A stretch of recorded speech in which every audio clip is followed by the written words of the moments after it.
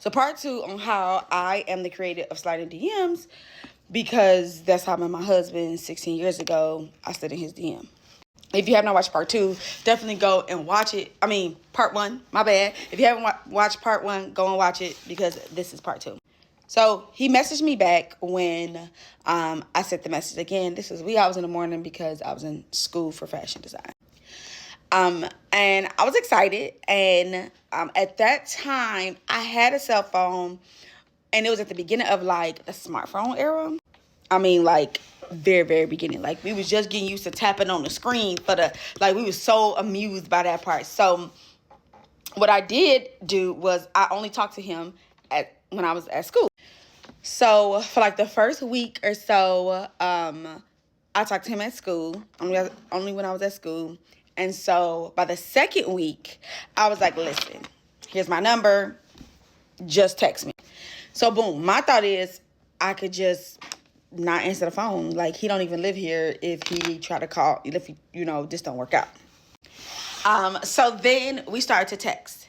And within a few days, we was already feeling each other for probably like 9th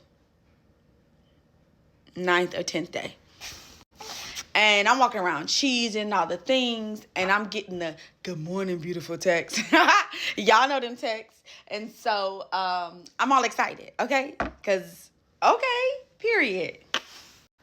So we eventually started to Skype, for those who know what it is. And he looked exactly just like his picture. We would send pictures all the time, and so on and so forth. And at this point, we're just still talking because clearly we have never seen each other.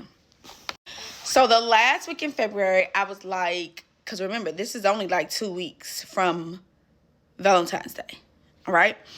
I'm like, what if I just bought a train ticket, and just came to Bloomington? What would you think? He was like, did you buy a ticket to Bloomington? And I was like, no, I did not buy a ticket to Bloomington, but what if I did? He was like, I don't know. I mean, I guess, we'll see how I go. That's when I was like, I'm about to buy a ticket and go to Bloomington. Again, remember, it is now or never. So I bought the ticket to Bloomington. At this point, I had never been past Chicago in the state of Illinois. So I'm like, I'm going to Bloomington. My sorority sisters had told me, specifically my line sister, she was like, oh, that man gonna chop you up.